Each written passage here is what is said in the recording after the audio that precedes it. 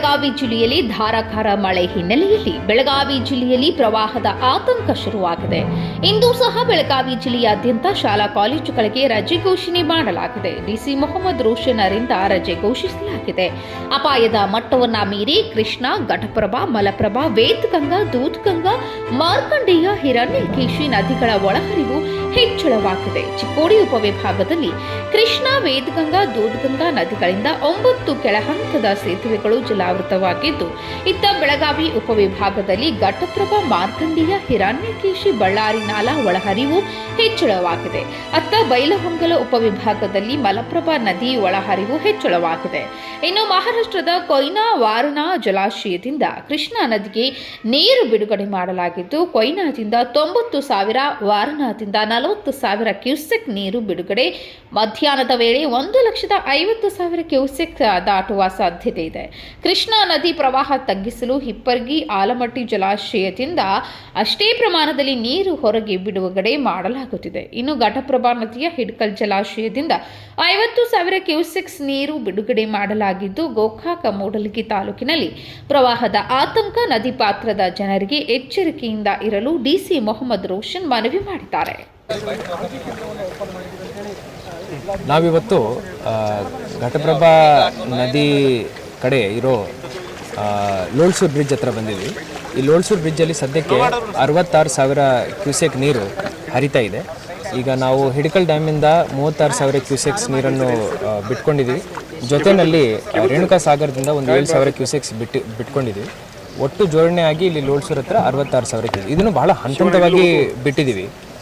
ಯಾಕೆಂದರೆ ಒಮ್ಮೆ ಬಿಟ್ಟಿದ್ದೀವಿ ಅಂದರೆ ತಳಮಟ್ಟದಲ್ಲಿ ತೊಂದರೆ ಆಗುತ್ತೆ ಅಂತ ಹೇಳಿ ಬಹಳ ಸ್ಲೋಲಿ ಫಸ್ಟ್ 15,000 ಬಿಟ್ಟಿದ್ದೀವಿ, ಮತ್ತು 25,000 ಬಿಟ್ಟಿದ್ದೀವಿ, ಮತ್ತು 35,000 ಬಿಟ್ಟಿದ್ದೀವಿ. ಆ ಥರ ಬಿಟ್ಕೊಂಡು ಈಗ ಲೋಳ್ಸೂರು ಬ್ರಿಡ್ಜ್ ಹತ್ರ ಒಟ್ಟು ಸೇರಿ ಈಗ 66,000 ಕ್ಯೂಸೆಕ್ಸ್ ಬಂದಿದೆ. ಇದರಿಂದ ಗೋಕಾಕ್ ನಗರದಲ್ಲಿ ಒಂದೆರಡು ಕಡೆ ಸ್ವಲ್ಪ ತೊಂದರೆ ಆಗಿದೆ. ಉದಾಹರಣೆಗೆ ನಮ್ಮ ಕುಂಬಾರ್ಗಲ್ಲಿ ಇರ್ಬೋದು, ಮೀಟ್ ಮಾರ್ಕೆಟ್ ಇರ್ಬೋದು, ಅಲ್ಲಿ ಸ್ವಲ್ಪ 200 ಮನೆ ಹತ್ರ ನೀರು ಸ್ವಲ್ಪ ನುಗ್ಗಿ ಅವರಿಗೆ ತೊಂದರೆ ಆಗಿದೆ. ಈ ಮಾಹಿತಿ ನಮಗೆ ಮುಂಚಿತವಾಗಿ ಇತ್ತು. ಸೊ ಅದರಿಂದ ನಾವು ನಿನ್ನೆಯಿಂದನೇ ಇವನ್ನು ಶಿಫ್ಟ್ ಮಾಡೋದು ಶುರು ಮಾಡಿಕೊಂಡು ನಮ್ಮ ಇಲ್ಲಿ ಮುನ್ಸಿಪಲ್ ಶಾಲೆಯಲ್ಲಿ ನಾವು ಪರಿಹಾರ ಕೇಂದ್ರವನ್ನು ಸ್ಥಾಪನೆ ಮಾಡ್ಕೊಂಡಿದ್ವಿ. ಅಲ್ಲಿ ಅವರಿಗೆ ನಾವು ವ್ಯವಸ್ಥೆ ಮಾಡಿ ಕೊಡ್ತಾಯಿದ್ವಿ. ಇಲ್ಲಿಂದ ನಾವೆಲ್ಲರೂ ನಮ್ಮ ತಂಡದವರು, ನಾನು CEO ಅವರು, ನಾವೆಲ್ಲರೂ ಅಲ್ಲಿಗೆ ಹೋಗ್ತಾ ಇದ್ವಿ ತಹಶೀಲ್ದಾರ್ ಅವರ ಜೊತೆ. ಅಲ್ಲಿ ಹೋಗಿ ವೀಕ್ಷಣೆ ಮಾಡಿ ಅವರ ಕ್ಷೇಮವನ್ನು ನಾವು ಕೇಳ್ಕೊಳ್ತೀವಿ. ಜೊತೆಯಲ್ಲಿ ಕೃಷ್ಣಾ ಜಲಪಾತ್ರದಲ್ಲಿ ನೋಡಬೇಕಂದ್ರೆ ಒಟ್ಟು ಈಗ ಮಹಾರಾಷ್ಟ್ರದಿಂದ ಕೊಯ್ನಾ ಜಲಾಶಯದಿಂದ 93,000 ಕ್ಯೂಸೆಕ್ಸ್ ಬಿಡ್ತಾ ಇದ್ದಾರೆ. ಅದಕ್ಕೆ ಪಂಚಗಂಗಾ ಮತ್ತು ಕೋಲ್ಹಾಪುರ ನೀರು ಸೇರಿ ರಾಜಾಪುರ ಬ್ಯಾರೇಜ್ ಹತ್ರ 1,14,000 ಕ್ಯೂಸೆಕ್ಸ್ ನೀರು ಅಲ್ಲಿಂದ ಹರಿದು ಹೋಗಿ ಅದಕ್ಕೆ ಮತ್ತೆ ದೂದ್ಗಂಗಾ, ವೇದಗಂಗಾ ಜೋಡಣೆ ಆಗಿ 1,48,000 ಕ್ಯೂಸೆಕ್ಸ್ ಕಳ್ಳೋಳ್ ಬ್ರಿಡ್ಜ್ ಹತ್ರ ನಮಗೆ ರೆಕಾರ್ಡ್ ಆಗ್ತಾಯಿದೆ. ಇದು ಮತ್ತೆ ಹೋಗಿ ಹಿಪ್ಪರ್ಗಿ ಮುಖಾಂತರ ಆಳಮಟ್ಟಿಗೆ ಹೋಗಿ ಸೇರಿಕೊಳ್ಳುತ್ತೆ. ಸದ್ಯಕ್ಕೆ ಹಿಪ್ಪರ್ಗಿನಲ್ಲಿ 1,12,000 ಕ್ಯೂಸೆಕ್ಸ್ ನೀರು ಮಾತ್ರ ಹರಿತಾ ಇದೆ. ಇದು ಏನು 1,48,000 ಕ್ಯೂಸೆಕ್ಸ್ ಏನು ಬರುತ್ತೆ, ಇದು ಹಿಪ್ಪರ್ಗಿ ಮುಟ್ಲಿಕ್ಕೆ ಇನ್ನೊಂದು 1.5 ದಿವಸ ಬೇಕು. ಮತ್ತು ಆಳ್ಮಟ್ಟಿಗೆ ಹೋಗಿ ಸಂಗ್ರಹಣೆ ಆಗುತ್ತೆ. ಈಗ ಆಳ್ಮಟ್ಟಿದಿಂದ ನಾವು ಎಷ್ಟು ಬಿಡ್ತಾ ಇದ್ದೀವಿ ಅನ್ನೋದು ಬಹಳ ಮುಖ್ಯ. ಬೆಳಿಗ್ಗೆಯಿಂದನೇ ನಮ್ಮ ವಾಟರ್ ರಿಸೋರ್ಸಸ್ ACS ಸಾಹೇಬರು ಹಾಗೂ ಚೀಫ್ ಇಂಜಿನಿಯರ್ ಅವ್ರ ಜೊತೆ ನಾವು ಸಂಪರ್ಕವನ್ನು ಸಾಧಿಸ್ತೀವಿ. ಆಳ್ಮಟ್ಟದಿಂದ ಈಗಾಗಲೇ 2.5 ಲಕ್ಷ ಕ್ಯೂಸೆಕ್ಸ್ ನೀರನ್ನು ನಾವು ಬಿಡ್ತಾ ಬಂದಿದ್ವಿ. ಸೊ ಏನು ನೀರು ಬರುತ್ತೆ ಈಗ ಮಹಾರಾಷ್ಟ್ರದಿಂದ ಹಾಗೂ ನಮ್ಮ ಜಿಲ್ಲೆಯಿಂದ ಏನು ಉದ್ಭವ ಆಗುತ್ತೆ ನೀರು, ಇದೆಲ್ಲ ಹೋಗಿ ಆಳ್ಮಟ್ಟಿನಲ್ಲಿ ಸಂಗ್ರಹಣೆ ಮಾಡಲಿಕ್ಕೆ ಅಲ್ಲಿ ಬಫರ್ವನ್ನು ನಾವು ಕ್ರಿಯೇಟ್ ಮಾಡ್ಕೊಂಡಿದ್ವಿ. ಇದರಿಂದ ಏನು ಮೇಜರ್ ತೊಂದರೆ ಆಗಲ್ಲ ಅಂತೇಳಿ ನನ್ನ ನಂಬಿಕೆ ಇದೆ. ಜೊತೆಯಲ್ಲಿ ಎಲ್ಲ ರೀತಿಯ ವ್ಯವಸ್ಥೆಗಳು ನಾವು ಮಾಡ್ಕೊಂಡಿದ್ದೀವಿ. ಆತಂಕದ ಪರಿಸ್ಥಿತಿ ಇಲ್ಲ.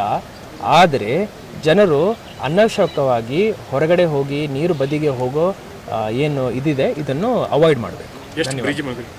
ಟೋಟಲ್ 9 ಬ್ರಿಡ್ಜ್ ಇಲ್ಲಿ ಮಠ ಮುಳುಗಿದೆ. ಈ ಮಾಹಿತಿಯನ್ನು ಪುನಃ ಇವತ್ತು ನಾನು ಸಂಗ್ರಹಣೆ ಮಾಡ್ತೀನಿ ಇನ್ನೊಂದು ತಾಸೊಳಗಡೆ. ಮತ್ತು ಆಯಾ ತಹಶೀಲ್ದಾರ್ಗಳ ಜೊತೆ ಮಾತಾಡ್ತೀನಿ.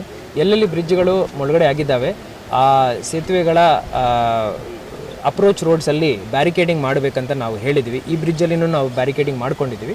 ಸೊ ಹಾಗೂ ಆಲ್ಟರ್ನೇಟ್ ರೂಟ್ ಏನಿದೆ, ಪರ್ಯಾಯ ರಸ್ತೆ, ಅದನ್ನು ನಾವು ರೆಡಿ ಮಾಡ್ಕೊಂಡು ಇಟ್ಕೊಂಡಿದ್ದೀವಿ. ಹಿಂದಿನ ವರ್ಷದ ಬಹಳ ಅನುಭವ ನಮಗೆ ಇದೆ. ಸೊ ಆ ಅನುಭವ ನಮಗೆ ಈಗ ಬಳಕೆಗೆ ಬರ್ತಾ ಇದೆ. ದುರದೃಷ್ಟವಶಾತ್ತು ಎರಡು ಮರಣವನ್ನು ನಾವು ನೋಡಿದ್ದೀವಿ. ಒಂದು ಗೋಕಾಕಲ್ಲಿ ನೋಡಿದ್ದೀವಿ, ಇನ್ನೊಂದು ರಾಮದುರ್ಗಲ್ಲಿ ನೋಡಿದ್ದೀವಿ. 57-year-old ಫೀಮೇಲ್ ಗೋಕಾಕ್, 75-year-old ಮೇಲ್ ರಾಮದುರ್ಗ.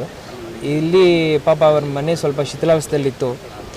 ಮಳೆಯಿಂದ ಅದು ಗೋಡೆ ಬಿದ್ದು ಪಾಪ ಆ ಥರ ಆಗಿದೆ. ಅವರ ಕುಟುಂಬಸ್ಥರಿಗೆ ನಾವು ಸಾಂತ್ವನವನ್ನು ಹೇಳ್ತಾ ಇದ್ದೀವಿ. ಜೊತೆಯಲ್ಲಿ ಇಬ್ಬರು ತಹಶೀಲ್ದಾರ್ಗಳಿಗೆ ನಾನು ಹೇಳಿದ್ದೀನಿ ಹಾಗೂ ಜನಪ್ರತಿನಿಧಿಗಳ ಜೊತೆ ಮಾತಾಡಿದ್ದೀನಿ.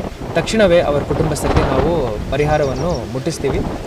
ಹಾಗೂ ಎಲ್ಲ ಕಡೆ ಎಲ್ಲೆಲ್ಲಿ ಸ್ವಲ್ಪ ಶಿಥಿಲಾವಸ್ಥೆಯಲ್ಲಿ ಮನೆಗಳಿದ್ದಾವೆ ಅವರು ಬಂದು ನಮ್ಮ ಕಾಳಜಿ ಕೇಂದ್ರದಲ್ಲಿ ಬಂದು ಅವರು ಇರಬೇಕು, ಉಳಿಬೇಕು, ಅಲ್ಲಿ ಎಲ್ಲ ವ್ಯವಸ್ಥೆಗಳನ್ನು ನಾವು ಮಾಡ್ಕೊಂಡಿದ್ದೀವಿ ಅಂತ ತಮ್ಮ ಪ್ರೇಕ್ಷಕರಿಗೆ ನಾನು ಹೇಳಲಿಕ್ಕೆ ಬಯಸುತ್ತೇನೆ.